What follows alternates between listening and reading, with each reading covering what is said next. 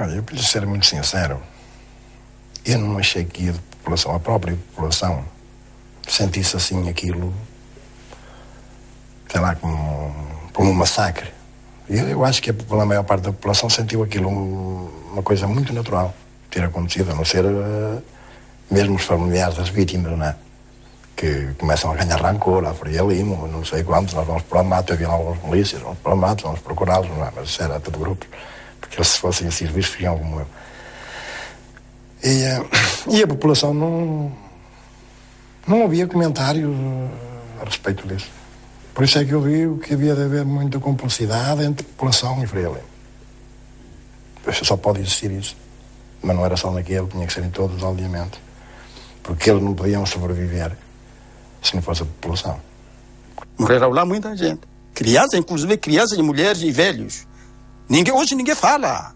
Ninguém fala. Esses já não são moçambicanos, esses não pertencem. Esses já foram esquecidos. Não é? Esses da aldeia de Nhacamba.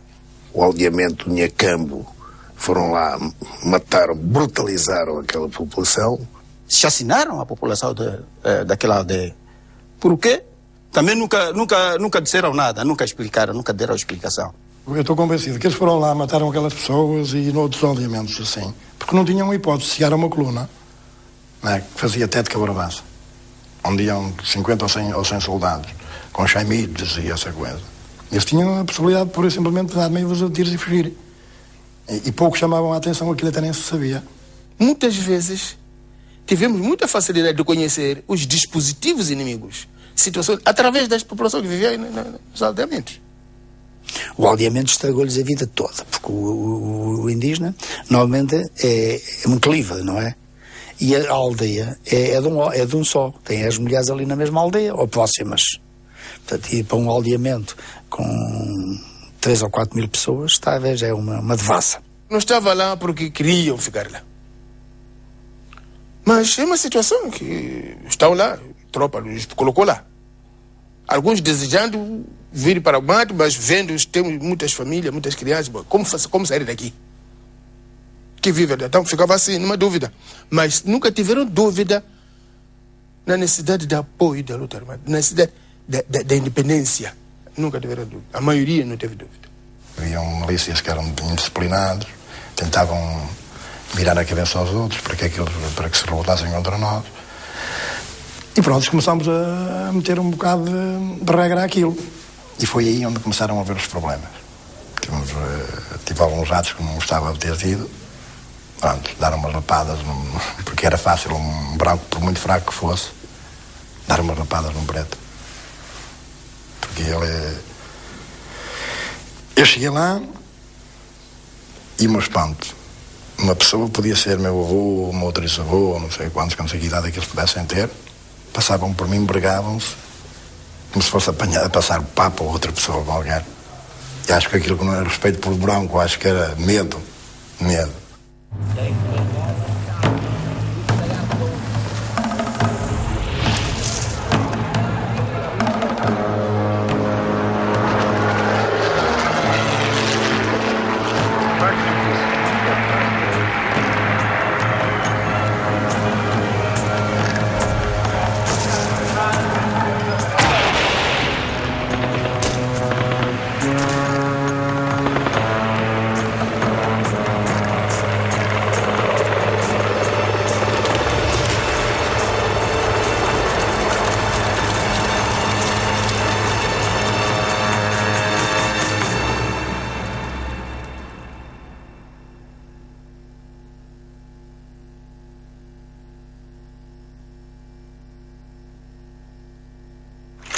Spínola desencadeia uma forte ofensiva após ter sido impedido de tentar avistar-se com Amílcar Cabral através de Sangar. Decidido a deixar o território, pretende desalojar o PAIGC de zonas há muito sob o seu controlo. É no auge desta operação que surge a notícia da morte de Amílcar Cabral. Aos 49 anos e uma década depois de ter iniciado a luta armada na Guiné, Cabral é morto por elementos do PAIGC à porta da casa onde morava, em Conakry. A conjura pretende substituir toda a direção do partido, mas os conspiradores são presos às ordens de Sékou Touré. Um inquérito implica muitos guineenses, entre os quais haveria a expectativa de uma independência sem Cabo Verde. Perante o fuzilamento dos acusados e o desaparecimento das gravações dos seus testemunhos, ficaram muitas perguntas. A principal, quem deu a ordem? A mesma que já ficara sem resposta a quando da morte de Eduardo Mondelane 4 anos antes. Tal como irá acontecer com o pai GC, também a Frelimo conseguira sobreviver ao desaparecimento do seu primeiro líder. Sob a direção de Samora Machel, o movimento já resistirá à Operação Nogórdio e intensificará a guerra em Tete, enfrentando Kaluza de Arriaga. Are you convinced that you are winning this war? Absolutamente convencido. Absolutely convinced. I wouldn't have accepted the job as commander of the armed forces in Mozambique if I were not convinced of winning this war. Governor, can I ask you, how long do you think the Portuguese will stay in Africa? Forever. No terreno, os mais atentos não partilhavam o otimismo do comandante-chefe e do novo governador que sucedia a Arantes Oliveira. E entre os céticos contavam-se as autoridades de Salisbúria, cada vez mais inquietas com a atuação da Frelimo na região de Tete, ameaçando as fronteiras. A Rodésia estava ainda preocupada com o apoio da Frelimo à ZANU e com a presença de outras forças que combatiam o seu regime de minoria branca, liderado por Ian Smith. Militares e agentes secretos rodesianos e sul-africanos passam a encontrar-se regularmente com o Estado-Maior de Kaluza de Arriaga. Ele tinha muita esperança e muita confiança nos amigos, não é? Da África do Sul e da Rodésia, não é? Aliás, forneciam aviões, forneciam meios, bombardeamento, etc, não é? Portanto, ele tinha muita confiança pelo enquadramento que tinha. Ele tinha as costas quentes, digamos assim. Era mais do interesse deles do que nosso. O interesse deles que nós conseguíssemos dominar os guerrilheiros. Era mais do interesse deles, porque eram dois países independentes que viam a independência ameaçada, como aconteceu na Rodésia. Os brancos foram apiados do poder e aconteceu na África do Sul. O nosso entendimento com a África do Sul era muito complicado.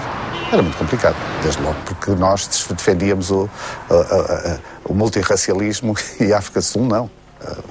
Penso que o inspetor do Ministério do Ultramar, muito simpático, de Cabo Verde, e ele teve dificuldades. Mesmo para entrar na África do Sul, nessa altura, os canais eram diferentes. Eu entrava por um canal, ele entrava por outro. Não é? Os coloridos não passavam. Tudo isso era uma chamada aliança absolutamente espúria, sobretudo porque quem defendia argumentos como nós defendíamos. Tudo isso era muito pesado. A cooperação com a África do Sul e com a Rodésia intensificou-se gradualmente, abrangendo diversos planos. Desde a articulação em termos militares, que passava pela atuação no terreno em operações concretas, até a um importante reforço do fornecimento de diverso material de guerra. Recebi aqui o Ian Smith, ninguém deu por isso. Conversamos que era necessário conversar. Recebi outra vez o Peter Bota, que era nessa altura o Ministro da Defesa. Eu era Ministro da Defesa. Estive cá 3 dias, São João da Barra, conversamos, resolvemos os problemas. Portanto, tínhamos bom entendimento, mas não havia nenhum acordo formal. A cooperação é aqui ilustrada pela presença na pista de moeda de um Hércules C-130, da Força Aérea Sul-Africana. O avião terá de levar 2 canhões de 80 mm, dada a intensificação dos ataques ao aeroporto, em que a Frelimo usava foguetes de 122 mm, com um alcance superior a 1 dezena de quilómetros. A colaboração dava-se troca de informações, que era muito importante. Troca de informações era muito importante. E auxílio material, às vezes, poucas vezes. Mas, por exemplo, excedentes militares da África do Sul. Pois, a África do Sul dava-nos, mas nós pagávamos em petróleo. Dávamos petróleo, porque Angola havia petróleo. Em termos de munições, por exemplo, ao canhão. E muitas vezes arranjavam-se munições através da África do Sul, não diretamente de Portugal comprasse ao produtor, mas através da África do Sul, quando tinha o mesmo material, e eles forneciam. Em Moçambique, a cooperação foi, no entanto, mais intensa com a Rodésia de Ian Smith. que, sem confiança na eficácia da tropa sob o comando de Kaúlza, pressiona o próprio governo de Marcelo Caetano. A cooperação entre Portugal, a África do Sul e a Rodésia viria a dar lugar ao exercício Alcora, uma aliança fundada na defesa comum dos seus membros face ao quadro mais amplo do confronto leste-oeste. Forças rodesianas podem atuar com a tropa portuguesa em território moçambicano, em zonas previamente definidas, numa colaboração que, não sendo oficialmente reconhecida, implicava a ocultação da identificação dos meios. Tropa em quantidade mesmo, nunca apanhei. Apanhei foi sim pilotos de helicópteros que conviviam connosco, faziam operações connosco, nós éramos transportados de helicópteros deles, eles aguardavam misturados com os nossos e faziam as operações com as tropas deles também. E nós, por terra, também fazíamos operações em conivência com eles. Lembro que foram várias vezes, houve vários contactos, nomeadamente pedidos do Kaúlza para ações deles dentro de Moçambique, né? E nomeadamente de utilização de meios aéreos que nós não tínhamos, que eles podiam dispor, não é? Diz-se que eu não tenho a certeza, nomeadamente para esfolhantes, não é? Não sei. Quer dizer, foi uma coisa muito secreta. Começaram a utilizar em 72 aqueles produtos químicos para dizimar as machambas. Isso foi utilizado aqui em Moçambique. Geralmente era aqueles aviões do Cadelco, lá de Cabo Delgado, amarelos, que andavam a pulverizar a zona para dizimar todo o milho, toda a mandioca. Isso foi utilizado em Cabo Delgado, em 72, principalmente. Aquele efeito laranja que foi depois emprego no Vietnã foi primeiro experimentado aqui. Os sul-africanos também participaram nisso. Sei da entrada de aviões rodesianos em território de Tete e não sei até onde mais, portanto, haver notícia clara, notícia e informação ali minha, de conhecer ali, de que eles iriam intervir, não sei onde, nem como, nem exatamente em que hora, que isso era já lá das operações, ao nível militar, etc., não é? Portanto, começou a haver, se não havia já, uma maior cooperação das tropas rodesianas com o exército colonial em Moçambique. No dia 18 de abril de 1972, ultimamente, abatemos 3 camberas rodesianas com estrelas, com os pequenos mísseis da Grille. Fora disso, muitas tropas rodesianas que foram abatidas em campo mesmo de batalha. Os rodesianos tiveram uns oficiais de ligação em Tete, no meu tempo. E esses oficiais de ligação, como é evidente, aquela interpenetrabilidade que havia entre a ZANU e Zapu, os dois, não é? E a Frelimo, havia ali, portanto, uns fugiam de um lado, outros fugiam do outro, havia operações que o exército da Rodésia, que praticavam essa técnica do hot pursuit, vinham atrás dos adversários deles, que se metiam do lado de cá, e depois havia também, portanto, uma preocupação de haver ligações da Frelimo, também havia fazem favor, se eles forem para aí, deitem-nos a mão. Nós na mata, lá onde eu estive, a tropa rodesiana era mais temida, não é? Eram os rodesianos que destabilizavam a situação lá do meu setor. Eles tinham um exército ótimo em termos profissionais, tinham regimentos muito conhecidos, o Zilla, o Scout. Podiam vir com um grupo, onde suponhamos 20, distribuíam 3 para aqui, 3 para ali, começavam a dar tiros nesta zona toda e a população andava de um lado para o outro, essa coisa toda. De modo que quem nos aborrecia muito eram tropas rodesianas, sobretudo no setor que eu comandei. Havia uma ação qualquer, eles apareciam, iam atrás dos rastros, nunca deixando quem tivesse feito uma ação qualquer de tiros, se pudesse sair impunemente, ou pelo menos à vontade, daquela zona. Eles chegavam numa zona, bastava encontrar pegadas, então eles dispersavam um grupo, vai para onde vai a pegada, depois o outro segue de onde veio. E então isso dava-lhes a possibilidade sempre de a pegada ter algum destino. Os pisteiros eram homens que a melhor tropa que eu vi no mundo, no aspecto de pisteiro, eles agarravam uma pista, sabiam de quem era, de quem foi e a quanto tempo tinha passado, e iam atrás deles e agarravam-nos. Iam atrás deles. E eram brancos os rhodesianos. Usavam pisteiros que substituíam de helicóptero de 2 em 2 horas. E onde o coronel Jaime Neves, que nessa altura também andou com eles, deu um enorme show, nunca ter sido substituído e fazer o que eles fizeram, o que os espantou. Os pisteiros eram uma tropa muito especial, muito cansativa, e o pisteiro era um homem que ia ali abaixava, cheirava, mexia, ia para a direita, ia para a esquerda, abaixava-se, subia árvores e tal. Portanto, o pisteiro era um homem que era um trabalho muito cansativo. Epá, que os levou a eles a mudarem em 3 horas. É porque havia uma necessidade deles.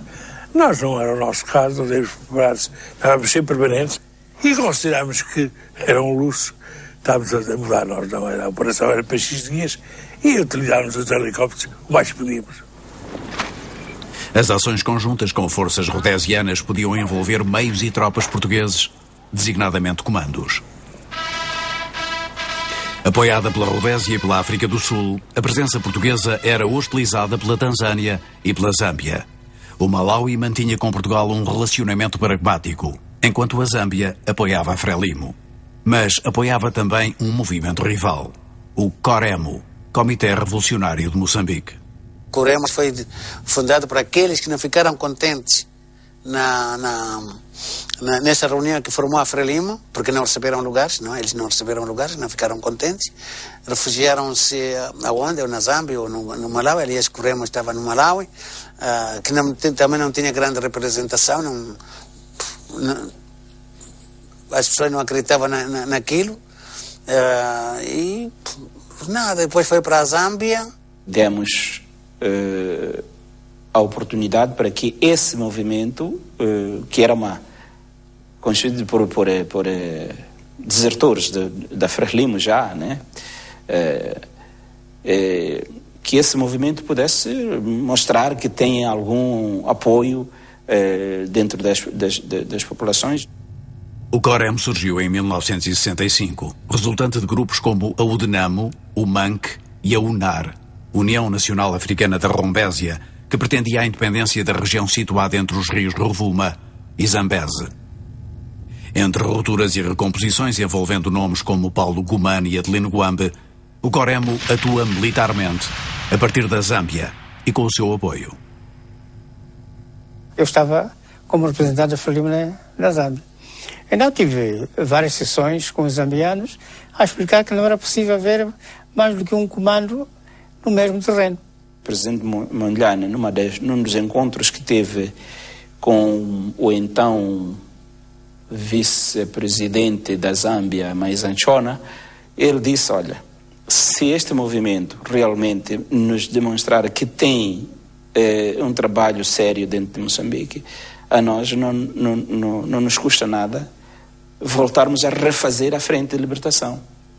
O que nós queremos é uma luta séria e não uma luta por posições de liderança, etc. Portanto, nós continuamos abertos para a recriação de uma Frelimo ampla. Portanto, mas houve má interpretação do que se passava no terreno, né? Da parte dos zambianos. Não, você tem de se unir, nós estamos dispostos à união, mas tem de vir para a Frelimo. Eles que venham para a Frelimo. A Frelimo já foi constituída entre 3 movimentos de libertação. É verdade que fundiram-se. Os movimentos, quando entraram para a Frelimo, não mantiveram a sua identificação. Então fundiu-se. Todos os militantes ficaram Frelimo. Então, eles que venham para a Frelimo, desaparece a COREMO e os seus militantes ficam membros da Frelimo. Nós estávamos abertos a isso. Eu penso que haviam forças externas que apoiavam a COREMO, que teriam convencido, portanto, os zambianos que seria do interesse dessas forças. E depois também havia essa Guerra Fria. Houve um momento em que os chineses, por causa do nosso relacionamento com a União Soviética, tinham posto um pouco de um pé do lado da Coremo, com outro pé do nosso lado. Só que nós não deixamos que a China pusesse os 2 pés finalmente do lado da Coremo, como tinha acontecido em Angola com a UNITA, né? Eu tenho a impressão que eles não apoiavam a Coremo por razões ideológicas. Apoiavam a Coremo porque era um movimento para a libertação de Moçambique, só isso. Essa que era a base do apoio da Zâmbia. O outro fator foi Israel e os próprios Estados Unidos da América nessa tendência de querer dividir os movimentos de libertação autênticos, que dava certos apoios. Ora, como eu disse, a Zâmbia vivia numa certa vulnerabilidade. No caso da UNITA, por exemplo, eles tinham necessidade de garantir que tinham passagem pela linha de Lobito, linha férrea de Lobito. No caso de Moçambique, eles tinham que garantir a passagem pela linha férrea da Beira, através da Rodésia. Portanto, tinham que fazer umas jogadas por aí. Um bocado com os portugueses, um bocadinho com os judeus e outros aliados dos portugueses, etc. O governo zambiano também deixou eles fazerem o que pudessem, não os maltratou. Simplesmente, na altura que eles reuniram as suas pequenas forças para invadir Moçambique, a Frelimo está lá e a Frelimo abateu. Houve lá luta armada entre o Coremo, não é a Coremo, o Coremo e a Frelimo, e pronto, foram expulsos daquela região. Ali só manda a Frelimo. Suspeitou-se, não sei bem se as informações eram muito concretas, que inclusivamente a Coremo era utilizada pelas forças portuguesas para criar uma zona tampão, da mesma maneira como tentaram utilizar a UNITA. E que havia simulação de combates, mas que tinham por detrás uma organização orientada pelos próprios portugueses. E então as nossas forças trataram de fazer abortar isso, com o apoio da população. Quando os homens da Coremo chegaram a um determinado lugar lá em Tete, mobilizaram a população fingiu que lhes dava apoio, porque eles não tinham nenhum apoio da população de facto, e foram chamar as nossas forças e foram cercados e neutralizados, né? Expulsámos-nos por uma razão muito prática. É que no mesmo terreno você não pode ter 2 comandos a lutar contra um comando. Quer dizer, 2 comandos da guerrilha a lutar contra o comando português, quer dizer, com o exército português. Não era possível. Tinha de haver um acordo, talvez, dividindo terrenos. Mas nunca houve isso. Nunca houve isso. Eles infiltraram-se na zona em que nós estávamos a lutar e tivemos de os expulsar de lá. Não vou dizer que eliminados, porque a maior parte não foram mortos dentro deste confronto. E alguns deles, portanto, estavam armados. Alguns deles estavam armados, portanto, ofereceram resistência nesse combate. Esse é o combate que eu me lembro. E a partir daí, a Coremo perdeu toda a possibilidade, porque não tinha a base de sustentação, que era o povo, precisamente. Santuário dos rebeldes moçambicanos, fossem o Coremo ou, sobretudo, a Frelimo, a Zâmbia, tal como a Tanzânia, estava sob a mira das forças portuguesas, nomeadamente da PIDE. A PIDE sabia e conhecia a casa, mas nós não ficávamos na nossa casa durante uma semana. Alguns de nós, eu e outros, às vezes ficávamos ali até 19 horas e depois saíamos. Íamos dormir fora. A nossa casa chegou a ser invadida por 3 vezes pela PIDE. Encerrar as portas e lançarem granadas lá dentro. Mas ele não sabia que não estava lá ninguém. Muitas ações dependiam das informações colhidas junto ao inimigo. Os que eram acusados de espionagem em favor dos portugueses podiam ser condenados em tribunais populares ou eliminados sem formalidade. Fossem quadros, guerrilheiros ou régulos, os chefes locais nomeados pela autoridade colonial. A maior parte estava com a Frelimo, nas zonas onde a Frelimo atuava. Mesmo nas zonas para ocupar, os régulos nos indicavam os caminhos, em Cabo Delgado. A maior parte fugiram para os portugueses. A maior parte fugiram para as cidades. Mas nunca foi um problema para nós. Os régulos, normalmente, onde a Frelimo passou, deixou rastro de fuzilamento de régulos. Não é? Portanto, mesmo lá onde eu estive, alguns régulos foram mortos. A Frelimo sabe. Agora, talvez um e o outro que sobreviveu, não sei. Mas normalmente eram considerados como agente do governo português. Convencer sempre era a missão principal. Se ele mostrasse a si mesmo de que rompeu-se com o preto, já não é preto, é branco, de pele preta, tínhamos que liquidar. Imagine um elemento, um régulo que leva a tropa para uma zona e mata 15 pessoas. Não há outra. Que dirige a tropa portuguesa para uma zona onde tem a população que nos apoia e chega lá, mata essas populações. Quem matou? Matou o régulo, matou aquele elemento que acompanhou a tropa para aquela zona onde temos nossas populações que nos dá de comer. Então a população matava. Haviam régulos que impediam a nossa movimentação, não é? Pelo menos esses tinham que ser eliminados. Era julgado assim para a gente quer saber, mas por que é assim? Às vezes ele pedia desculpa de que era inocente e fazia aquilo, porque era orientado, era perdoado, não havia nenhum problema. Não foi sempre que nós utilizamos o fuzilamento, não. Houve poucos casos. A nossa ração de combate era mandioca seca. Era de nuto, milho torrado e pelado com amendoim. É que era a nossa ração de... Agora, alguém traz sardinha. Onde ele conseguiu? As duas coisas juntas? Não. Camarada, onde você trouxe isso? Mas como? Não sabe que aquele é inimigo, nós estamos aqui. O que foste lá fazer? Em certos casos dava-se o destino dele. Em outros casos eram isolados em centros próprios. Ficavam como presos, vai lá.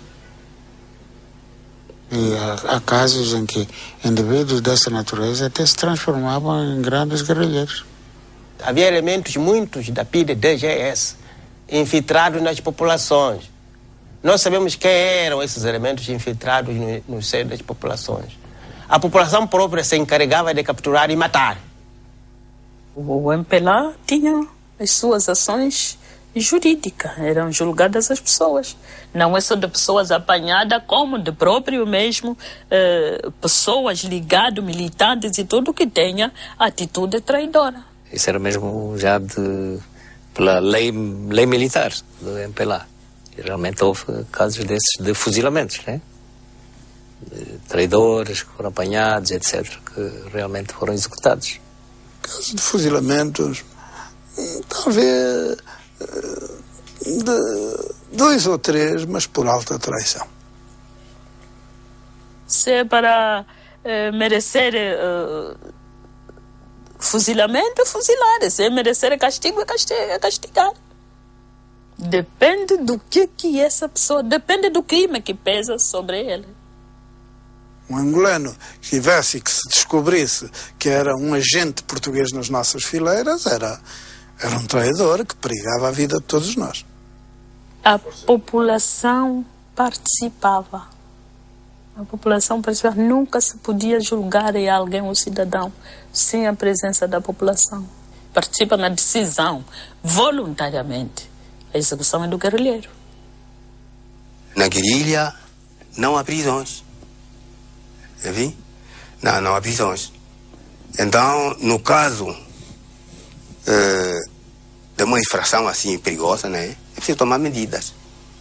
Quando um militar, se é soldado, se é cabo, se é sargento, se é cometer uma infração, então tem que ser punido consoante a lei. Se for possível reeducar, né? Enfim, quando passar um certo tempo e que ele se comporta bem, pronto, então entra nas fileiras dos outros. A punição começa aonde? Na repreensão, em primeiro lugar. Depois sobe para a punição corporal, que não passavam de 10 a 20 chicotes. Não passavam de 10 a 20 chicotes. Para um oficial. Para um soldado, não passava de 6 a 10 chicotes. Se você não cumprir fazer alguma coisa, você vai trabalhar às vezes 3 dias no trabalho, não vai ter mais descanso.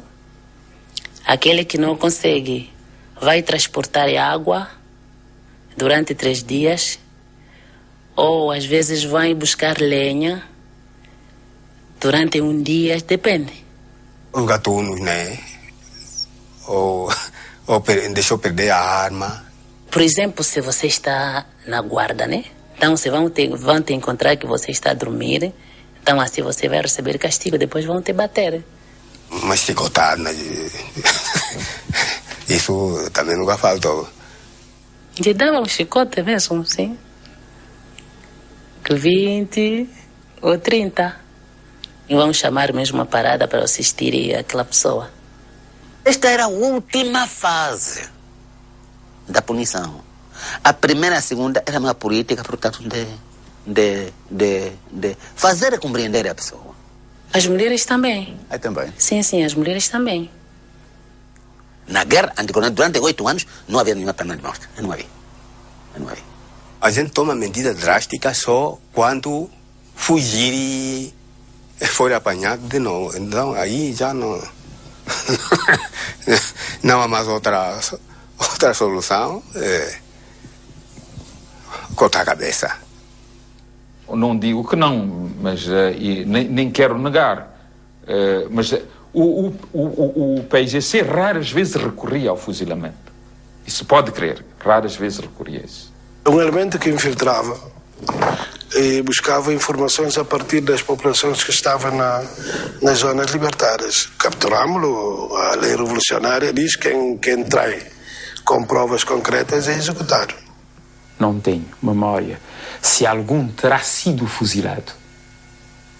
Se algum terá sido mesmo fuzilado. Deduzo que sim. Eu vi então, o PSC a matar muitos membros deles. Eu vi-os. E eles ajoelharem-se e levarem um tiro. Por coisas muitas vezes que era contra isso. Havia traidores também no meio do PSC. Assisti sim a infiltrações de elementos da população no nosso seio, que depois eram descobertos como agentes e eram liquidados, eram fuzilados. Para maior justiça, ele foi julgado nas nossas regiões libertadas, com a presença da população, e a sentença é a morte. É a morte, e nós, para não matarmos isolado, resolvemos mandá-lo executar nos arames do quartel, que é para o inimigo ver e a população da vila de Cacheu saber que as pessoas que têm esse comportamento correm o risco de ter essa sorte. Os dealers também eram sempre apanhados e também julgados. Os dealers, os comerciantes que faziam o jogo duplo entre o quartel português e nós. E iam fazer um negócio dos quartéis portugueses, vinham com informações, aliás, com desinformações. Mas esses passavam mal. Se não colaborassem com o PSGC limpava-los do sarampo. Então eles tinham que viver com o PSGC, tinham que viver com a nossa tropa. Com as duas, se queriam viver de dois lados. Isto é quase como uma pessoa que tinha um comércio. Ora, tem que vender a este, tem que vender àquele. Não vai só vender a este, porque se não vai vender àquele, aquele corta o sarampo. Eram julgados e liquidados. Eram considerados como inimigos número 1. A decisão tinha que sair do povo. Se o povo dizer Ntanole, significa fuzilar, era fuzilado em Cabo Delgado. Se o povo diz Não, Mungue. Então, tinha que ser reeducado num centro especial. Como eram julgados? Por exemplo, tínhamos o caso de Naxingué, não é? Onde as pessoas, qualquer coisa para e tal, não sei o que, preso, vai para Cabo Delegado. Lá vai ser julgado lá e tal, não sei o que. Chegava em Cabo Delegado, quem eu ia julgar? Era só a pena capital, não nada. O poder popular em Cabo Delegado não era os chefes daquele. A gente fazia reunião. Vocês viram esse, não é? É isto, fala lá sozinho. Ele dizia, eu fugi para Frelimo, mas eu tinha essa missão. Quando começaram a me suspeitar, então decidi para poder voltar, para ir dar informações que eu fui descoberto daquilo, etc. Então a população, sem militar, sem tudo aquilo, batia. Só batia antes de morrer. Aquele julgamento de convidar a população lá e fazer aquele discurso. Olha, este aqui é traidor, este aqui é amigo dos portugueses, ele disse que os portugueses não deviam sair daqui, mas os portugueses estão a desprezar o nosso povo, estão a explorar o nosso povo, mas ele é a favor deles. O que ele merece? Merece a morte. Pronto, já está julgado. A população, as populações, informaram que vai lá você declarar sozinho. Ele declarava. É assim. E as populações começam. Inimigo. Não sei o que, pronto. Eles podiam eliminar. Isso é só para o inglês ver, a dizer que a população decidiu. Mas o que aquela população havia de dizer? Dizia Frelimo, como eles chamam, Frelimo, e Frelimo mandou. Frelimo disse. A Frelimo disse. E não se podia contradizer a Frelimo. Já viu? Trata-se de uma situação em que a autoridade portuguesa saiu. A autoridade dos régulos saiu. Ficou lá um vácuo ocupado pela Frelimo. E a Frelimo é a máxima autoridade. E a Frelimo quem é? É o chefe ali que está a dizer. O resto não tem nada que discutir. Se discutir ou dizer, mas eu penso que é assim. E essas ideias contrariarem aquele ali, vamos dizer, é traidor este. É infiltrado, como eles diziam. A luta pelo controle das populações justificava todos os meios usados por ambos os lados. No caso de Moçambique, primeiro em Cabo Delgado e no Niassa, e depois em Tete, onde essa disputa assumiu proporções únicas. O Estado-Maior português foi obrigado a criar em 1971 a ZOT, Zona Operacional de Tete, que compreendia os setores F, G e H. Ao mesmo tempo, impunha um reordenamento das populações. O número de aldeamentos até 1973 ultrapassou a centena e meia ou até mesmo as 200, conforme as fontes. Construídos por autoridades militares e civis, foram muito criticados, nomeadamente por alguns setores da Igreja.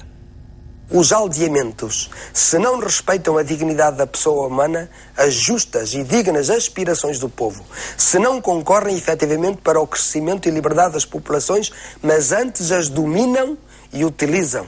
Se no contexto de guerra, mais do que defender as populações, as expõem a diversas formas de pressão e a possíveis ataques de represálias, se não passam de uma estratégia de guerra, os aldeamentos não podem ser aceitos pela consciência humana e cristã. A mim parece-me que Dom Manuel, e aqui, pela voz de Dom Manuel, a nossa Igreja foi clara e explícita. Para nós aquilo era uma forma de isolar as pessoas, porque como dizem, não é? A população era como água para o peixe. A Frelimo sem população seria muito difícil de viver, não é? E com a população. Portanto, havia uma espécie, digamos, quase de corrais humanos, onde a gente era fechada para poder controlar, não é? Nunca foi bem recebido por eles, e é lógico, porque estavam habituados a uma vida de liberdade, queriam sair lá para as suas machambas livremente, e as autoridades portuguesas depois não lhes convinha muito isso, porque havia sempre a possibilidade dos contactos com a Frelimo. De maneira que eles não estavam lá felizes, porque estavam circunscritos a uma rede de arame farpado. O Gabinete de Panzambés, uma das funções que tinha é ordenar as populações. Ordenar. Foi muito criticado na altura, e todos nós sabíamos isso, porque apareciam inspectores de cá, apareciam estrangeiros e tal, e nós vamos aos aldeamentos, porque isso era, no fundo, foi o que se fez em todo o mundo. 31 aldeamentos, que independentemente de estarem arranjados com rede de arame, com uma assistente social, uma professora, um socorrista para a parte de primeiros socorros, tinham uma milícia que era à volta entre os 10 e os 20 para a parte de ordem lá dentro, e tinham então uns homens que eu tinha uma admiração formidável, que eram os chamados enquadrantes. Os enquadrantes eram um cabo, um soldado voluntário que vivia num aldeamento só de pretos durante 2 anos. Os indígenas estavam separados, eles gostavam muito disso, e sim senhor, era muito mais salutar e muito mais higiênico viver como eles viviam, mas não havia hipótese de os defender, nem de lhes dar escolas, né? Nós íamos para o campo mais de escola, assistência, postos sanitários, isso tudo. Os aldeamentos implicavam uma ligação muito grande, a conjugação de esforços entre militares e civis. E sabia-se na altura, e sabe-se hoje melhor, até com a documentação que existe, que as relações entre o general Carlos Arriaga, portanto o comandante-chefe das Forças Armadas de Moçambique, e o governador-geral de Moçambique, eram francamente más, de tal forma que os conselhos provinciais, onde estas duas autoridades estavam presentes, deixaram de se realizar por meses. Devido à obra notável dos aldeamentos, em quase 1 milhão de homens e mulheres de Moçambique forjam silenciosamente uma sociedade diferente da ancestral, as taxas de escolaridade são mais altas nos distritos do Norte, que eram até há pouco os mais atrasados. As autoridades portuguesas enalteciam os aldeamentos como fatores de desenvolvimento, mesmo onde não correspondiam à vontade das populações, podendo por isso favorecer um ambiente de violência. O caso da deslocação de milhares de pessoas por ocasião do enchimento da barragem de Cabarabaça. Só ao longo da Albufeira que encheu, só aí foram 30 mil que foram deslocados a 30 km para trás. E ao longo dessa estrada que vai para Vila Peri, era a linha de transporte de energia. Tem uns postos aqui e a 100 metros, mais ou menos, vai outro, não é? E os postos também estavam a começar a ser atacados. Eles davam cabo das linhas. E então deslocávamos as populações, fazíamos grandes aldeamentos ao longo da estrada que vai para Vila Peri. E eles, aproveitando o descontentamento das populações, porque as populações não queriam ser deslocadas, ordenadas. Aquilo que se vai tentar em Tete é fazer grandes aldeamentos como se tinham feito numa fase no norte de Angola. Trazer populações, aldeá-las praticamente sem objetivo económico, apenas para controle de populações, para retirar à Frelimo o tal a água onde o peixe vive. Os aldeamentos era uma prisão domiciliária da população. Dos aldeamentos a população não tinha livre circulação. A tropa colonial fez aquilo para controlar a população, para impedir o ingresso de jovens na luta, para impedir que o povo apoiar a luta. As autoridades administrativas de Moçambique tinham um outro conceito mais próximo da realidade, que era os aldeamentos eram um potencial foco de instabilidade, de insatisfação e de revolta. E, portanto, esses aldeamentos tinham que ser feitos com muito cuidado, agregando as pessoas aliadas pelas suas afinidades étnicas, religiosas, familiares, etc. Tinham que ser obrigadas, portanto, nós tínhamos que chamar os régulos. Nós não batíamos em ninguém, nem era... Não, chamámos os régulos, normalmente, e o régulo era mentalizado, porque os régulos punham sempre muitos obstáculos. Um dos obstáculos que apanhámos lá à Albufeira, na zona que ficou debaixo d'água, era por causa dos mortos. Eles lá respeitam muito os mortos, e é preciso levar os cadáveres dos antepassados, que eram onde eles se aconselhavam. Tivemos que, com os escavadores, arrancar muitos corpos e levá-los numa caminhonete. Corpos estavam a mais de 30, só ossos. Eram dos antepassados, tinham que ir. Tinham que ser colocados, não onde os militares queriam e achavam que era melhor em termos de tática militar, de dispositivo, mas perto dos locais onde as populações tinham as suas raízes, a sua ancestralidade e a sua cultura. E isto deu conflitos conceptuais e mais do que isso entre autoridades militares e autoridades administrativas. Eles sentiam que ficavam muito mais controlados. Nós, em contrapartida, dávamos-lhe uma escola, punhamos lá uma escola, punhamos uma capela, um posto de socorros lá com a enfermeira indígena, para os aliciar.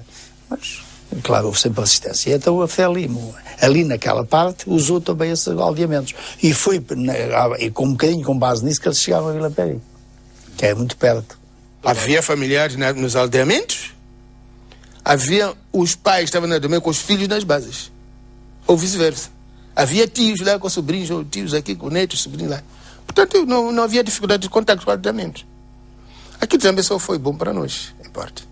Que esses aldeamentos estavam aí a 20 km de um para o outro. Eles eram controlados, mas eles conseguiam se infiltrar lá, ficavam lá de noite, vinham ali o seu apoio. Alguns trabalhavam para nós, lá nos aldeamentos. Por isso nós não tínhamos problemas com os milicianos. Alguns. Agora, aquele que se atrevesse a se alinhar à coluna de tropa para ir atacar a nós, ali, bom, tem que esperar qualquer situação lá no mato, não é? Tínhamos informações de elementos que pertenciam à Frelimo.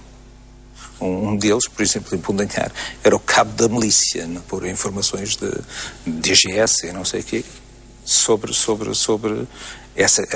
Mas não era o chefe, era o cabo, eram os chefes tradicionais. Tínhamos informação e íamos com eles e estávamos com eles sempre.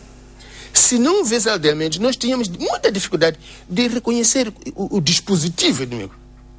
Tinha que realizar um dispositivo com mais dificuldade. Assim ficamos mais facilidade.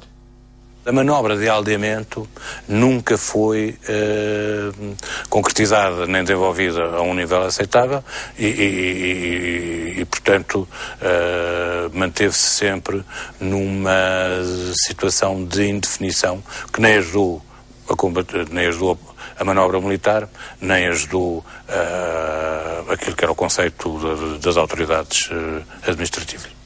Para nós, esses aldeamentos todos, quer dizer, não tinham assim capacidade operacional, por isso quando não houvesse nada a fazer, então a gente ia atacar um aldeamento, quer dizer, não estava nos planos. Quer dizer, era preciso circunstâncias em que é preciso treinar o pessoal, que é para desmantelar essas guarnições dos aldeamentos, porque o papel fundamental dos aldeamentos, sobretudo esses quartéis de UPV-CDs, eram fontes de recolha de informações, eram mais utilizados para isso. E então muitas vezes interessava desmantelar essas redes de informação, que eram feitas por OPVs. OPVs eram os elementos da Organização Provincial de Voluntários e Defesa Civil, a designação aplicada aos milícias africanos que defendiam os aldeamentos. Armados com espingardas Mauser, eram os primeiros visados da Frelimo. Quando ela queria mostrar que tinha força, como é evidente, não é? Quando ela precisava de recrutar gente e tinha que lá ir buscar gente, ia.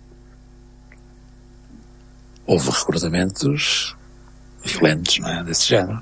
Se avançasse aí com a tropa para cá, você tinha que apanhar tiro também, não é? Isso sim. Não vamos dizer que foi azar por causa da bala perdida, não. Estava lá dentro. Estava a fazer o quê? Agora, podia acontecer que apanhamos alguém da polícia que foi capturado pela tropa colonial portuguesa. Aí tínhamos que lamentar muito. Mas o que havíamos de fazer? É guerra, não é? O aldeamento estar inserido na zona do aquartelamento tinha também as suas vantagens, não é? Porque a Frelimo, quando atacava, também não atacava com mais intensidade e mais à vontade um aquartelamento que não tivesse população do que um aquartelamento que tivesse população. Aldeamentos daqueles organizados, bem organizados, havia um teto muito grande, não atacou. Aldeamentos sozinhos, desses que tinham autodefesas mais ou menos de milícias locais, esse atacou sempre e pronto, e fez lá alguns estardalhaços, mas não muito porque ele não queria ter a população contra eles, como é evidente isso. A população tinha a zona residencial, depois era o quartel dos OPVs, o tal quartel das milícias, portanto era uma zona distante da população. Quer dizer, com o fogo da KPM era muito difícil atacar um aldeamento, um quartel de OPVs e atingir a população. A Frelimo chegou cerca das 10 e tal, 11 horas da noite e abriu fogo perto das casas, das cobatas dos elementos da milícia, não é? Em que matou 2 mulheres. Era esta. Porquê? Porque eram os elementos de segurança do aldeamento que ali estava, não é?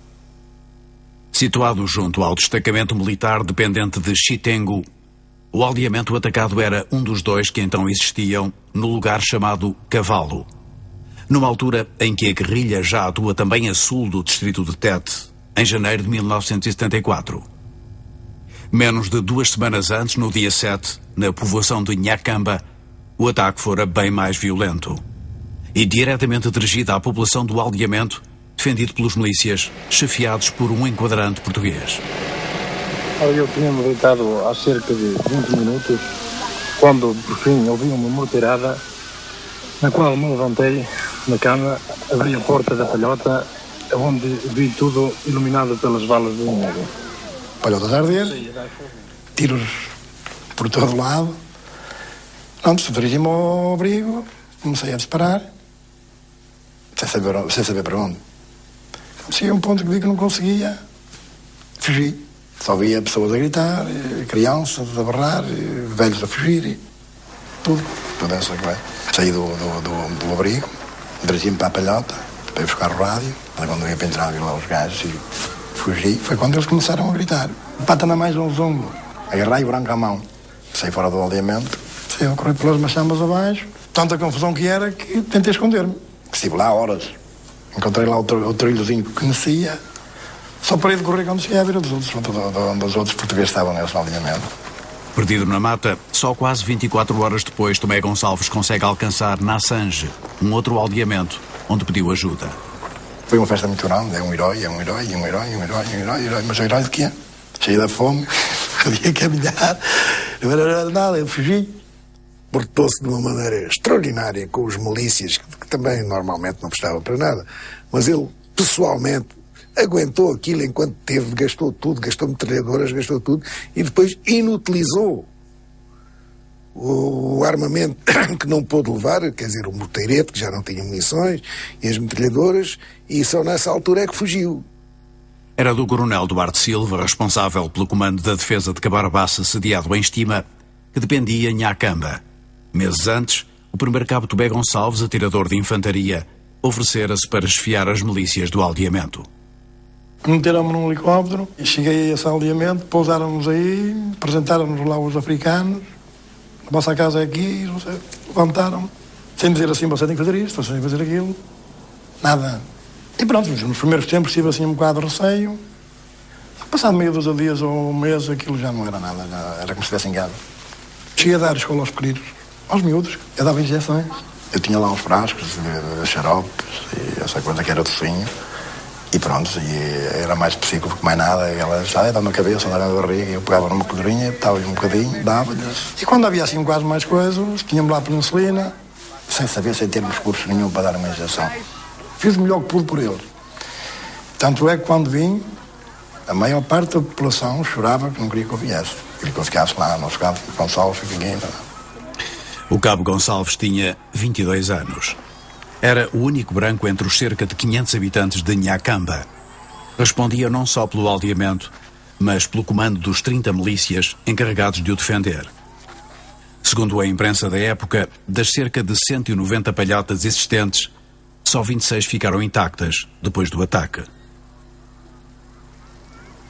Chefiados por Fernando Nampulula, o comandante do setor da Frelimo na região, os guerrilheiros destruíram grande parte do aldeamento e massacraram 17 pessoas.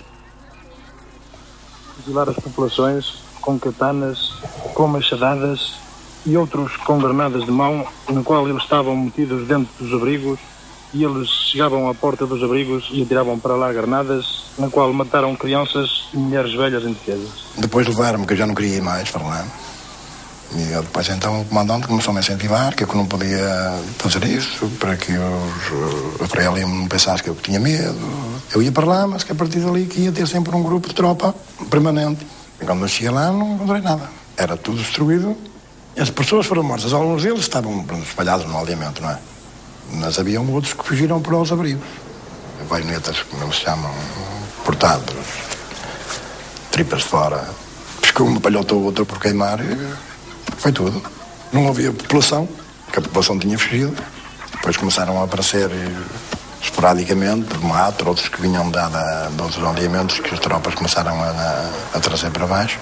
Levaram para lá uns tratores, fez-se uma bala, enterrou-se as vítimas que lá estavam, todas juntas. Chorei como toda a gente. Devia crianças que eu brincava com elas. E não sei, é difícil.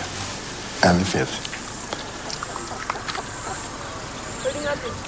Eu não sei se foi por vingança de qualquer coisa, não sei porque a Frelimo, porque aquilo não tinha significado nenhum, era uma aldeia que não tinha ameaça, nenhuma, não tinha ameaça nenhuma.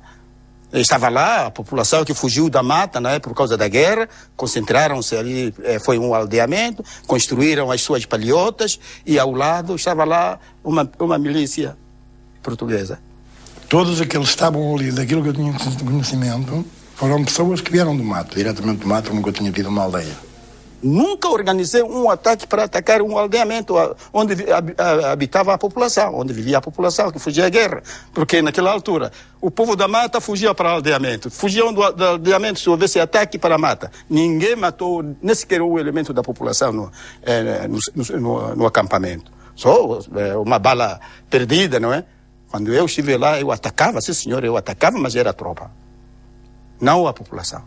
O medo deles era a Frelimo, porque eles eram africanos como eles. Tanto é que esse Antoninho Alfai, que fugiu comigo, nesse dia que eu tive esse ataque, a preocupação desse africano, quando começou a ser dia, era que os turras, como a gente chamava, nos encontrassem os dois e encontrassem comigo. E ele estivesse comigo, está a perceber? Porque ele, se estivesse só, botava a arma fora e era um africano, não é? E se estivesse comigo, não era um colaborador da nossa tropa.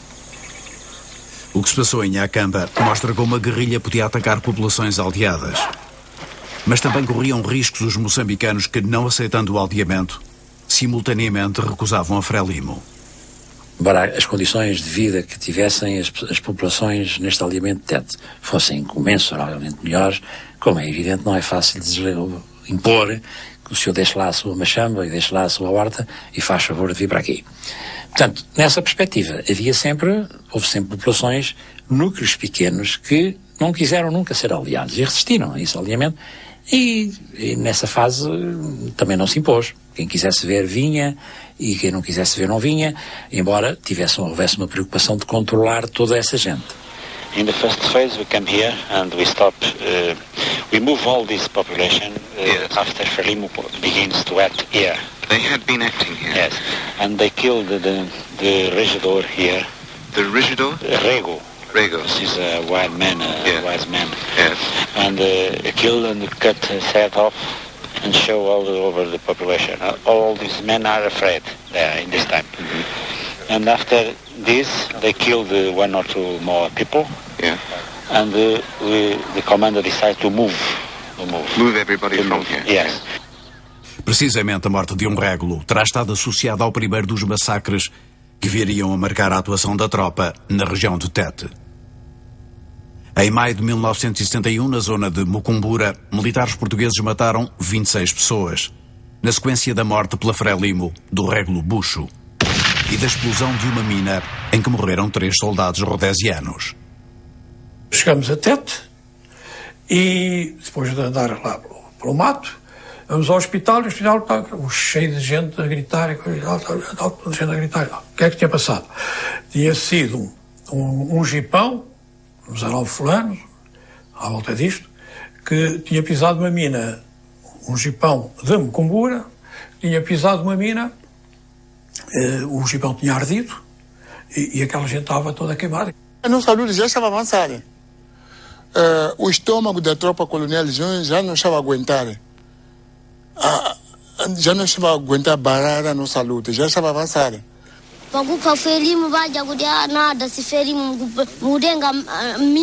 It was in the beginning of 1972 when the railway, which was passing our village, was mined and a train blew up and also a lorry on the road nearby.